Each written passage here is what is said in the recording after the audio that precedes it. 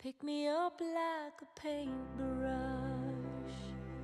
God, dip it in the colors of my life. Paint your picture, Father. Fashion a heart that is wholly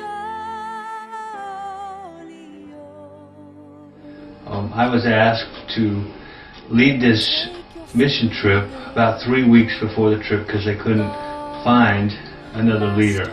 And of course I said sure, I would be glad to lead the trip. And I was told at the time that we had a young lady that was coming on the trip that was in a wheelchair. And that was really all of the information that I was given. So I went out on the trip, and as I met the group, sure enough, there was a young lady named Hannah who was wheelchair bound. And I didn't think much about it at first for a couple hours as we were getting the team settled and getting ready. But as we moved along, I realized that there was probably something more going on with Hannah. So I talked to her leader, and as we were sitting there talking, she had explained to me that Hannah had come on this trip out of hospice care. She had a terminal brain disease, and that she potentially might die any day. She had had a stroke just 2 weeks prior to coming on the trip. She was on the most extreme narcotics for pain that a person could be on. And I was a little intimidated by the situation, not quite knowing how to handle this or what to do.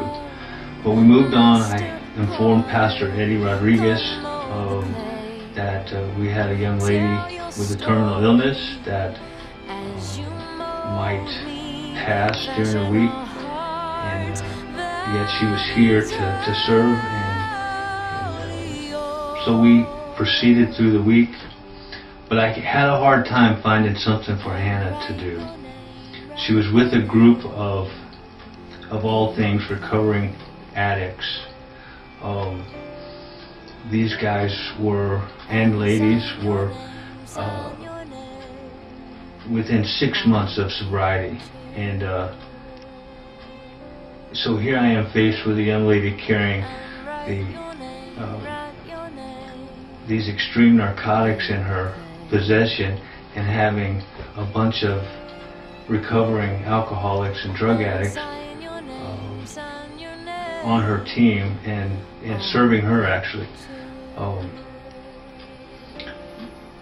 As the week went on, Hannah really wanted to participate. She really needed something to do, and I struggled to find things for her to do.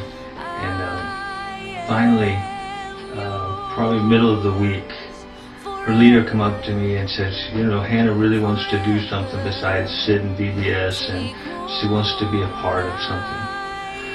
So I said, okay, and I got the guys, they picked her up. You gotta realize Hannah's got ports in her side. She's in a wheelchair, she really can't walk. When she takes her medication, she can't think, she can't talk. She's pretty much out of it. And yet, these big old men that were with her would gently pick her up in her wheelchair and carry her where she wanted. So we walked her into the building that we were working on.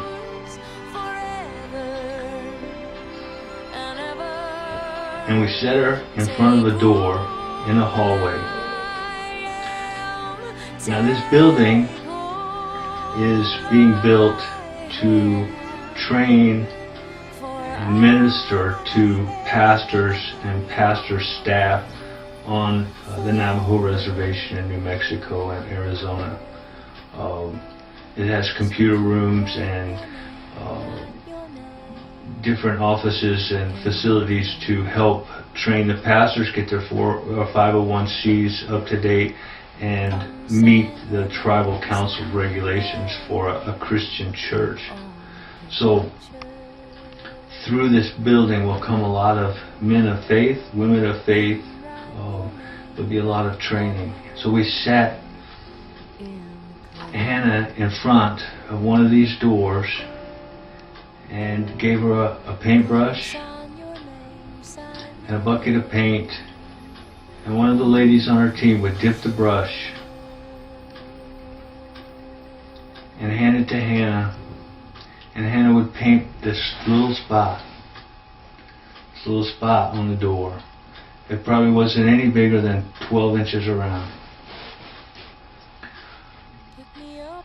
But in that moment, it was the most heroic, courageous act of faith that I had ever seen in my life. It was, to me, what true servanthood means to live out in your life. She was in severe pain. She was terminal, and yet here she was out in the field serving God, serving Jesus with the faith of a giant. It is amazing to see the sacrifice that she put into this trip. And through that door that she painted, many men and women of faith will walk. And I just was encouraged that we all have our spot to paint.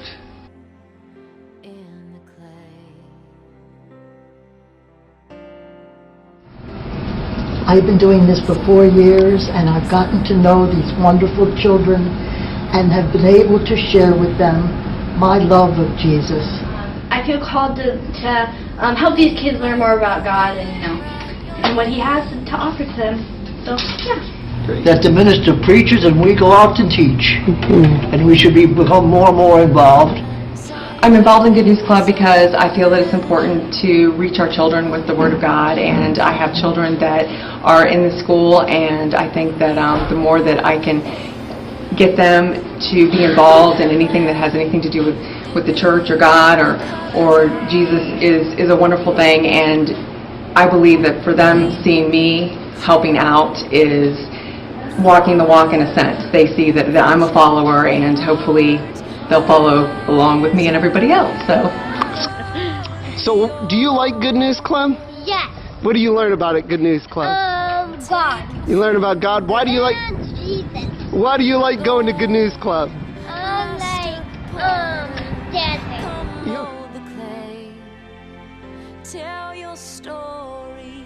And but the church needs to minister to the spiritual as well as the physical needs of people. Well, I think it's very important for church members to be involved because they are the witnesses of Christ. As I mentioned earlier, I've always been really independent and self-sufficient, and I guess it was a pride thing.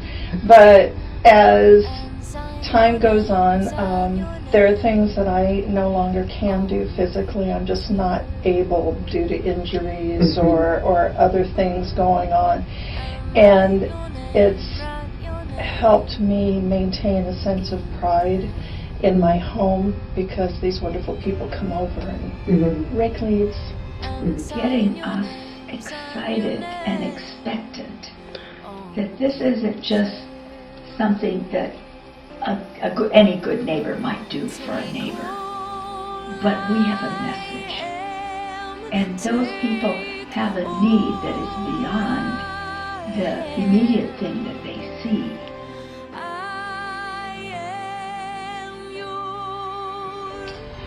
Well, it was Easter morning, and we went to the BJ's and got us some all the breakfast material, and we went there and prepared meals for the families there, the children and their parents, and some other adults there. And after the meal was completed, we handed out the stuffed animals and the coloring books to the kids, little gifts for them.